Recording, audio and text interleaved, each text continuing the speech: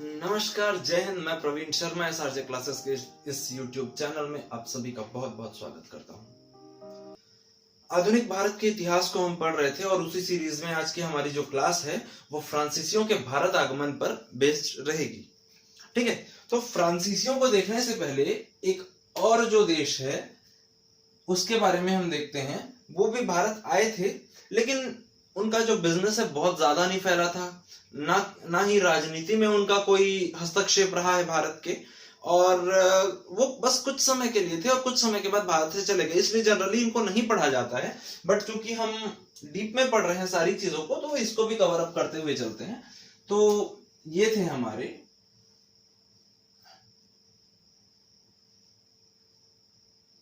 Dennis. ठीक है, Dennis निवासी थे डेनमार्क के।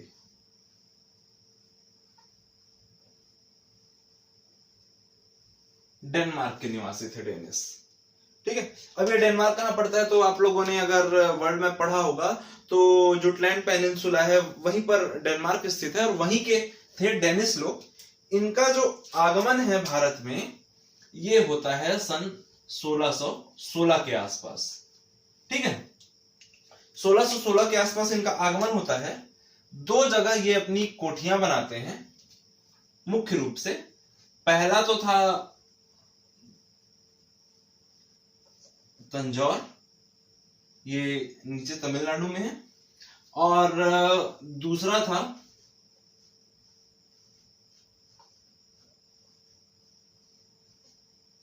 श्रीरामपुर, ये था बंगाल में। ये दो जगहों पर ये अपनी कोठियां बनाते हैं और एट द एंड 1745 के आसपास अपनी सारी कंपनियां जो है वो अंग्रेजों को बेचकर ये भारत से चले जाते हैं। तो इनके बारे में बस कुछ थोड़ी सी बातें याद रखनी है हमको। वो ये है कि डेनमार्क के निवासी थे डेनिस, 1616 में भारत आए थे। तंजौर और श्रीरामपुर में मुख्य रूप से इनकी कोठियां स्थापित हुई थी, जिनको 1745 के आते आते ये अंग्रेजों को बेचकर भारत से पूर्णतया चले गए। ठीक, इतनी बातें क्लियर हो रही हैं। चलिए अब हम बात करेंगे फ्रांसीसियों के बारे में, है ना।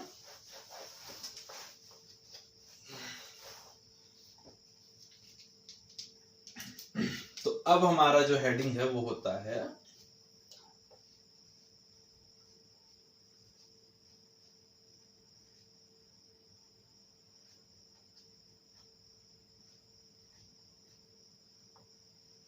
फ्रांसीसियों का भारत आगमन।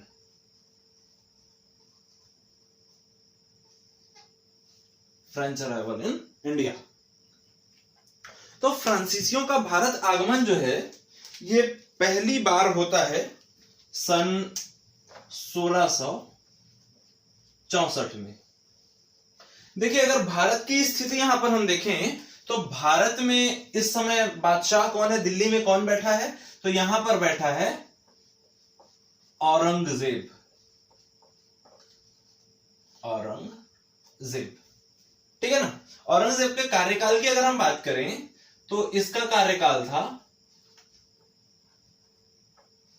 1658 से 1707 तक। तो बिल्कुल 1664 में अगर आ रहे हैं फ्रांसीसी, तो इस समय भारत में शासन है औरंगजेब का। पुर्तगालियों की बात फ्रांसीसियों की बात करें तो इस समय फ्रांस के जो राजा थे वो थे लुई 14। 14वें नंबर के जो राजा थे लुई 14, वो उस समय फ्रांस में है। अब उस समय फ्रांस के जो राजा थे इनका मंत्री था, इसका नाम था कोलबर्ट। 1664 में इनका आगमन होने वाला है। इस समय भारत के जो बादशाह हैं दिल्ली के, वो औरंगजेब हैं। इस समय फ्रांस के राजा हैं लुई 14 और मंत्री हैं कोलबर्ट। ठीक, इतनी बातें क्लियर। अब देखिए ये जो मंत्री होता है ना कोलबर्ट, इसी के मन में सबसे पहले ये बात आती है कि भाई हमारे आसपास के यूरोप के जो सारे देश हैं ये भारत में जाकर व्यापार कर रहे हैं, जिससे इनकी जो आर्थिक स्थिति है उसमें बहुत ज्यादा अद्वितीय रूप से जो है उठान हो रहा है। इट मीन्स कि बहुत ज्यादा उनकी आर्थिक स्थिति बढ़ रही है। तो इसको जब कोलबर्ट ऑब्जर्व करता है तो ये अपने राजा से फिर जाके मिलता है लुई 14 से कि क्या हम भी ऐसा कर सकते हैं, क्या हम भी किसी कंपनी का गठन करके उसको भारत में भेज सकते हैं। और इन दोनों के विचार विमर्श के फलस्वरूप जो है एक कंपनी का उदय होता है, यहां से एक कंपनी का यहां पर से उदय होता है जिसका नाम होता है फ्रेंच ईस्ट इंडिया कंपनी। इसे फ्रेंच ईस्ट इंडिया कंपनी हमारे द्वारा कहा जाता है ना, याद रखेंगे। इसे फ्रेंच ईस्ट इंडिया कंपनी हमारे द्वारा कहा जाता है, बट इसका ओरिजिनल नाम था कंपनी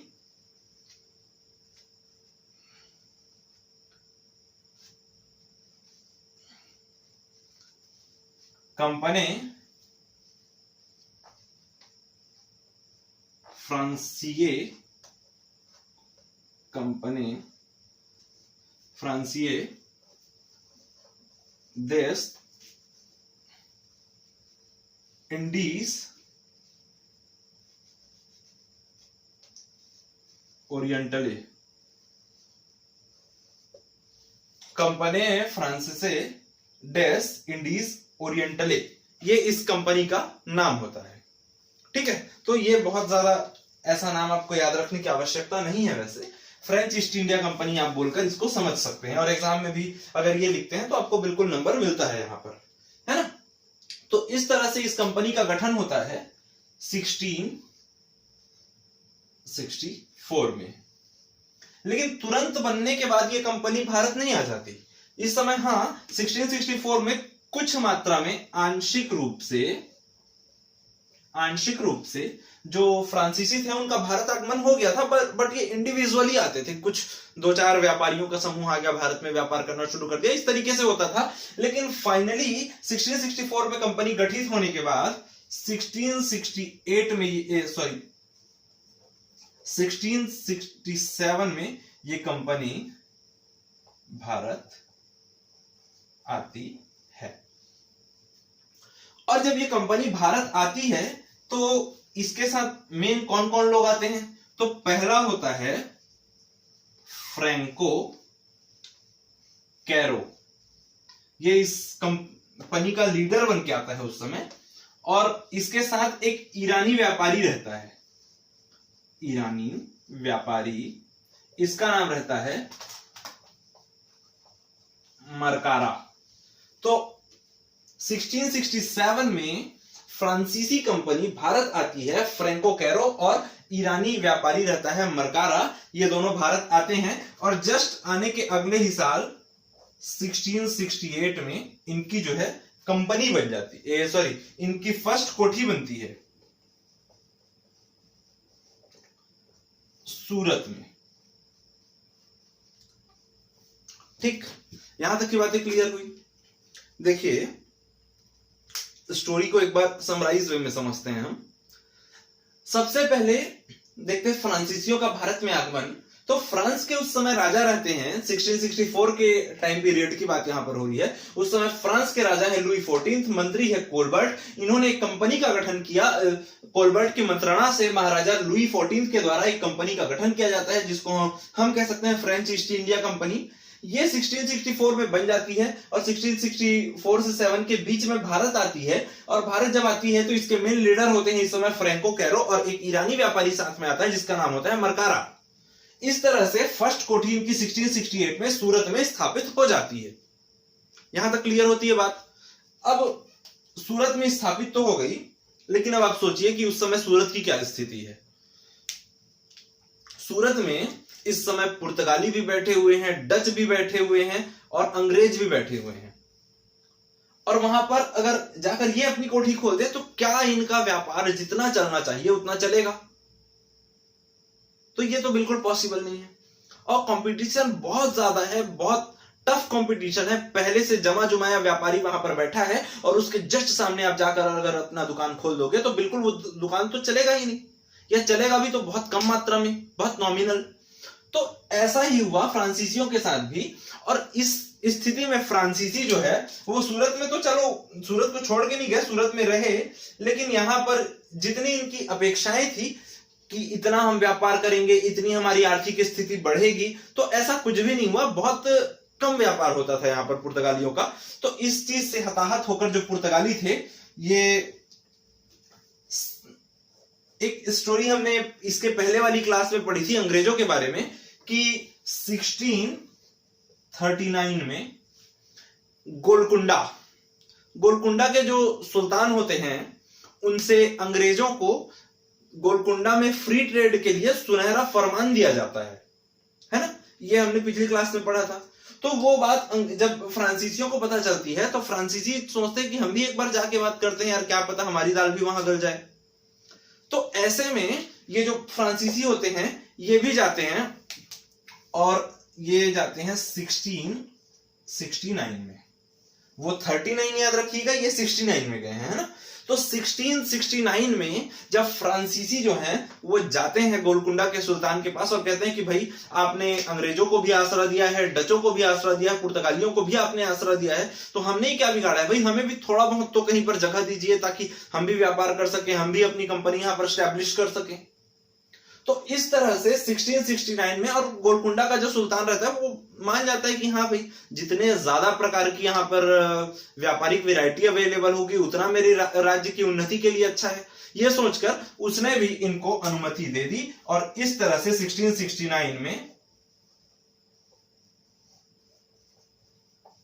मछलीपट्टनम में इनकी दूसरी कोठी जो भारत में है वो स्थापित होती है।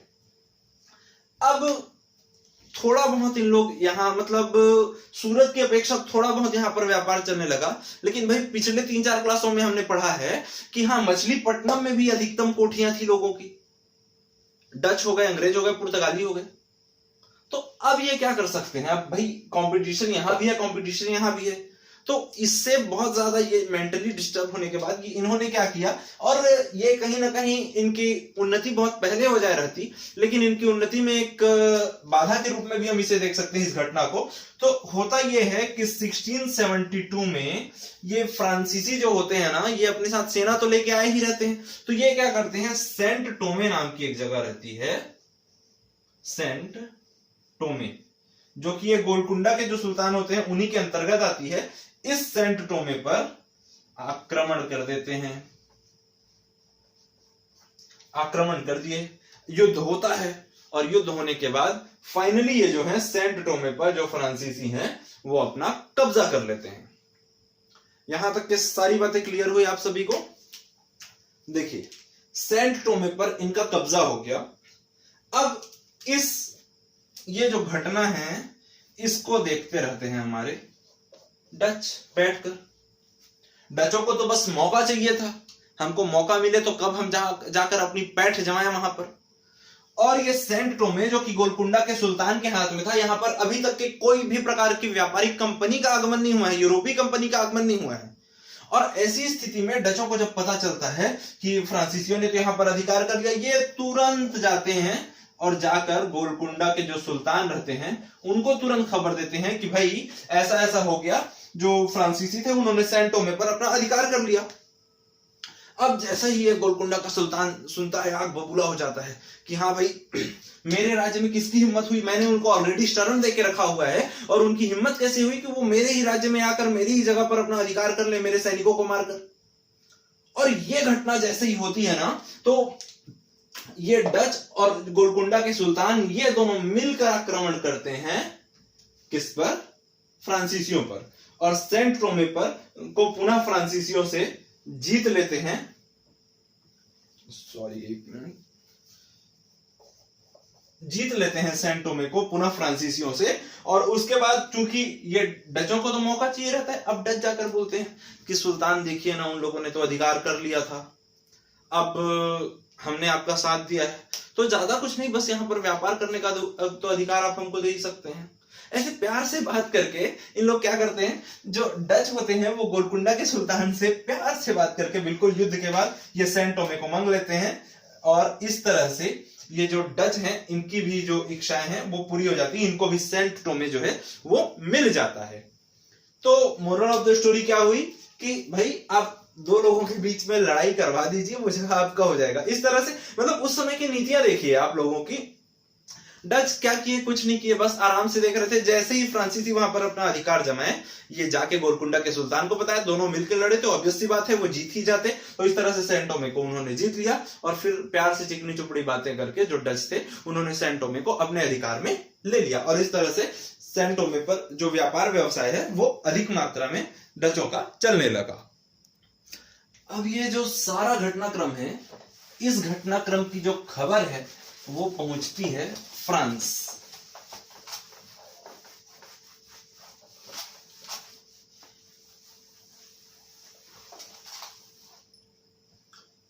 इस सारे घटनाक्रम की जो खबर है वो जब पहुंचती है फ्रांस, तो अब फ्रांस से कोई एकदम डायनेमिक पर्सनालिटी का व्यक्ति भारत में भेजने की आवश्यकता होती है, क्योंकि अब जो फ्रांसीसी भारत में थे वो उस सिचुएशन को उतने अच्छे से हैंडल नहीं कर पा रहे थे। ठीक है, तो इसी क्रम में फ्रैंको मार्टिन, इसके साथ बेलांग लिस्पने, फ्रैंको मार्टिन और बेलांग लिस्पने, इनके नेतृत्व में एक दल भारत आता है। और ये जो फ्रैंको मार्टिन था ये कंपनी का डायरेक्टर बन के भारत आता है, डायरेक्टर बन के आता है। याद रखिएगा, फ्रैंको मार्टिन को ही फ्रांसीसी सत्ता का वास्तविक संस्थापक कहा जाता है। जब ये जो पूरा घटनाक्रम, ये युद्ध, लड़ाई, उसके बाद वहां से इनको भगाया जाना, ये सारी घटनाएं जब फ्रांस पहुंचती हैं, तो फ्रैंको मार्टिन और बेलांग लिस्पने, इन दोनों के नेतृत्व में एक दल भेजा जाता है, जिसमें से फ्रैंको मार्टिन जो होता है ये डायरेक्टर होता है, और इसे ही फ्रांसीसी सत्ता का वास्तविक संस्थापक भी कहा जाता है। अब ये भारत आते हैं तो ये सोचते हैं कि भाई जो जगह हमारे पास है वहां तो हमारी दाल गल नहीं रही है, तो अब हमें क्या करना चाहिए, अब हमें एक नए जगह की तलाश करना चाहिए। और इसी क्रम में ये जो होते हैं ना, ये हैदराबाद के पास एक सूबा होता है जिसका नाम होता है वालीकोंडपुरम।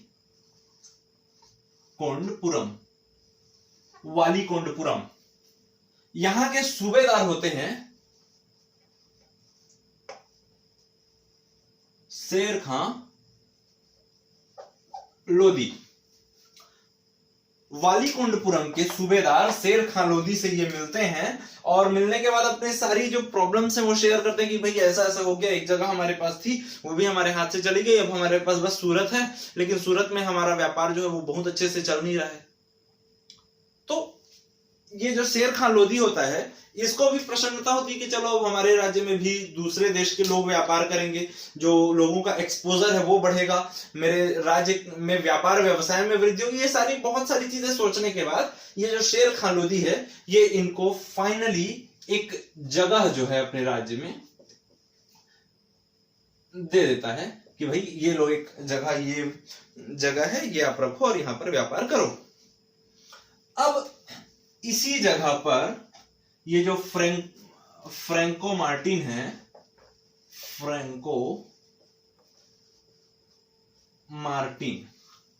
इसी जगह पर ये जो फ्रैंको मार्टिन है ये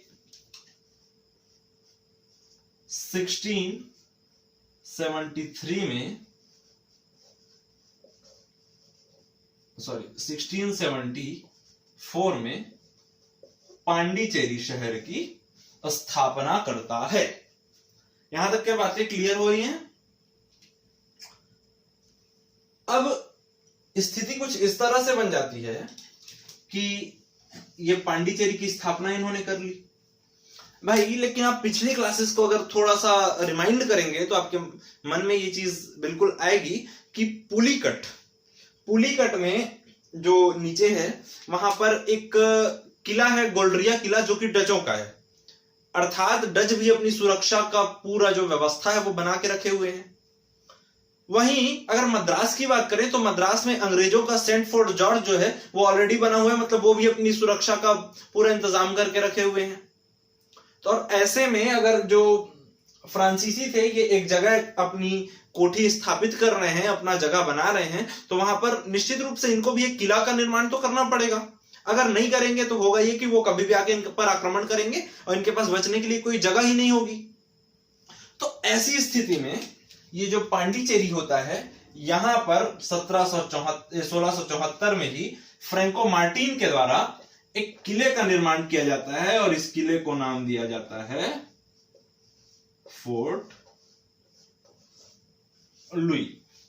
यहीं पर देखिए गोल्डरिया किला डचों का है, सेंट फोर्ट जॉर्ज और फोर्ट विलियम ये दोनों अंग्रेजों का है, और यहीं पर हमने पढ़ा फोर्ट लुई, ये फोर्ट लुई है फ्रांसीसियों का। यहां तक की बातें क्लियर हो गई। अब धीरे धीरे यहां पर धीरे से अब इनका जो व्यापार व्यवसाय है वो गति पकड़ता है और इसी क्रम में बस धीरे धीरे इनका व्यापार व्यवसाय चलते रहता है। अब इनके मन में यहां पर तक तो इनकी जो जगह थी वो बन गई। अब इनके मन में और कहीं ना कहीं आते रहता है कि भाई हाँ, कहीं तो और होना चाहिए, कहीं तो और हमारा व्यापार व्यवसाय फैलना चाहिए, जिससे हम भी जो बाकी शक्तियां यूरोप की भारत आई हैं उनसे मुकाबला करने के लायक बन सकें। हमारी भी तो आर्थिक स्थिति, हमारी भी तो सैन्य स्थिति उतनी मजबूत होनी चाहिए। और इन सब चीजों को देखते हुए अब ये रुख करते हैं बंगाल की ओर का। 1690 से 1692 के बीच की बात है। बंगाल ये पहुंचते हैं और बंगाल पहुंचते हैं तो वहां पर एक सूबेदार होता है बंगाल का उस समय, जिसका नाम होता है शाइस्ता खां। अब ये शाइस्ता खां से मिलते हैं और वैसे ही पहले जैसे लोगों डिमांड किए हैं अलग अलग जगह के लोगों से, वैसे ही इनसे भी डिमांड करते हैं कि भाई हाँ, हमें अपना व्यापार करना है, यहाँ के लोगों को भी हम साथ में लेके चलेंगे, हमें कोई तो एक छोटी सी जगह दे दीजिए जहां हम व्यापार। इस तरह से बातें होती है और कुल मिलाकर इन्हें चंद्रनगर नामक एक जगह जो है ये व्यापार के लिए मिल जाती है। ठीक है, चंद्रनगर नामक एक जो जगह होती है वो इनको व्यापार के लिए मिल गई। अब क्या होता है, यहां पर ऑलरेडी डच बैठे हुए हैं, ऑलरेडी अंग्रेज बैठे हुए हैं, तो अब फ्रांसीसियों का अंग्रेज और डच से क्या हो जाता है, संघर्ष।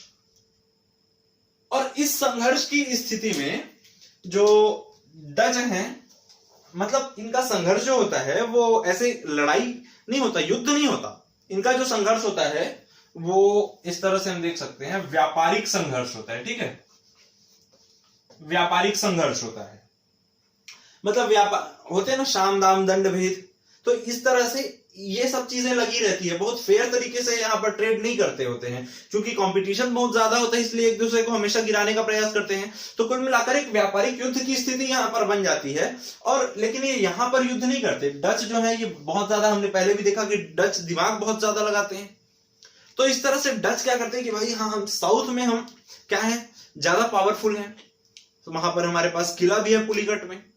तो इस तरह से ये सोचते हैं और साउथ में सीधे ये पांडिचेरी पर, जहां पर इनकी फोर्ट लुई स्थित है, वहां पर आक्रमण कर देते हैं और पांडिचेरी को अपने अधिकार क्षेत्र में ले लेते हैं, फ्रांसीसियों को हराकर। यहां तक बातें क्लियर हुई। अब तक क्या है, जो पांडिचेरी है ये डचों के आधिपत्य में आ चुका है। ठीक, पांडिचेरी डचों के आधिपत्य में आ चुका है। अब इसी तरह से एक विश्व इतिहास का विषय है, लेकिन यहां पर हम थोड़ी सी चर्चा करेंगे कि 1698 के आसपास डचों और फ्रांसीसियों के बीच यूरोप में, भारत में नहीं, यूरोप में एक संधि होती है जिसे हम कहते हैं रिजविक की संधि। रिजविक की संधि 1698 में जो फ्रांस और डचों के बीच जो है एक संधि होती है जिसका नाम होता है रिजविक की संधि, और इस संधि से जो फ्रांसीसी होते हैं उनको पांडिचेरी जो है वो भारत में पुनः वापस मिल जाता है। अब पांडिचेरी जो है वो फिर से जो है फ्रांसीसियों के हाथ में आ गया। ठीक, यहां तक बातें क्लियर। चलिए अब आगे देखते हैं। तो आगे की परिस्थितियां कुछ इस तरह से होती हैं, जो फ्रांसीसी होते हैं ना, ये धीरे धीरे अब इनकी स्थिति और विस्तार बढ़ता जाता है। इसी क्रम में 1721 में ये एक जगह होता है मॉरिशस, भारत में नहीं है ये, जैसे हमने पढ़ा था ना उस समय स्टार्टिंग में जब यूरोपीय कंपनियों के भारत में आगमन पढ़ रहे थे, तो ये इस तरह से ये अफ्रीका था। अफ्रीका के बाजू में यहीं पे एक जगह है मेडागास्कर, और इसी मेडागास्कर के ऊपर में यहां पर स्थित है मॉरिशस। तो 1721 में फ्रांसीसियों ने मॉरिशस पर अपना अधिकार कर लिया। इसी क्रम में 1724 में तमिलनाडु में एक जगह है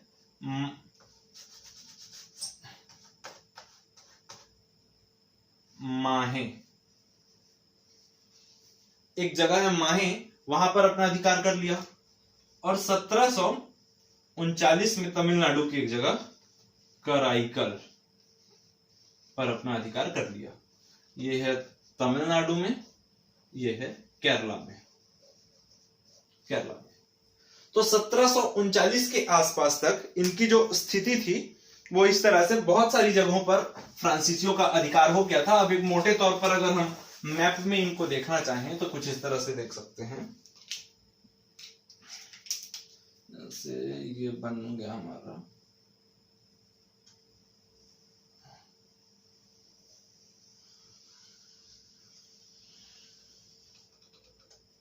इस तरह से, ये भारत का मैप बन गया। अब इसमें यहां पर सूरत है, यहां पर फ्रांसीसी है, यहां मछलीपट्टनम है, यहां फ्रांसीसी है, यहां बंगाल में चंद्रनगर है, यहां फ्रांसीसी है। ठीक, ये हमने देख लिया। अब यहीं पर गुजरात का कुछ भाग, ये सूरत का कुछ भाग, और ये बंबई, यहां पर अंग्रेज बैठे हैं। ये नीचे में भी मछलीपट्टनम वाले एरिया में अंग्रेज बैठे हैं। यहां बंगाल में कलकत्ता में भी अंग्रेज बैठे हैं। तो जब दो आजू बाजू में बैठी हुई है दो शक्ति, तो दोनों शक्तियों के बीच टकराव की स्थिति तो बिल्कुल उत्पन्न होना एक स्वाभाविक सी बात है। तो ऐसी स्थिति में अब अंग्रेजों और फ्रांसीसियों के बीच युद्ध होगा, जिस युद्ध को कर्नाटक युद्ध के नाम से जाना जाता है। बेसिकली 3 मुख्य रूप से इनके बीच युद्ध होंगे। प्रथम कर्नाटक युद्ध, द्वितीय कर्नाटक युद्ध और तृतीय कर्नाटक युद्ध।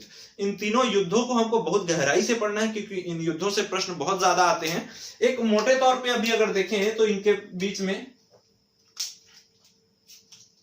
3 युद्ध होते हैं, जिसमें से पहला युद्ध जो है ये 1746 से 48 के बीच होता है। दूसरा युद्ध 1749 से 54 के बीच होता है, और तीसरा युद्ध जो है 1756 से 63 के बीच होता है। ये 3 युद्ध जो हैं ये अंग्रेजों और फ्रांसीसियों के बीच होते हैं, और फाइनली इन्हीं तीनों युद्धों के परिणाम स्वरूप जो फ्रांसीसी होते हैं वो भारत से बाहर चले जाते हैं। अब ये युद्ध जो है ये हम आगे की टॉपिक में पढ़ेंगे। इस तरह से हमारा जो पहला टॉपिक था आधुनिक भारत के इतिहास का, यूरोपीय कंपनियों का भारत में आगमन, यह टॉपिक पूर्ण रूप से कंप्लीट होता है। इस टॉपिक से रिलेटेड किसी भी प्रकार की आपको क्वेरी हो तो आप बिल्कुल कमेंट बॉक्स में बता सकते हैं, बिल्कुल आपको उसका जो जवाब है वो मिलेगा यहां से। और अगर कहीं पर बहुत ज्यादा डाउट होता है तो एक अलग से वीडियो बना के भी उसको बताया जा सकता है ना।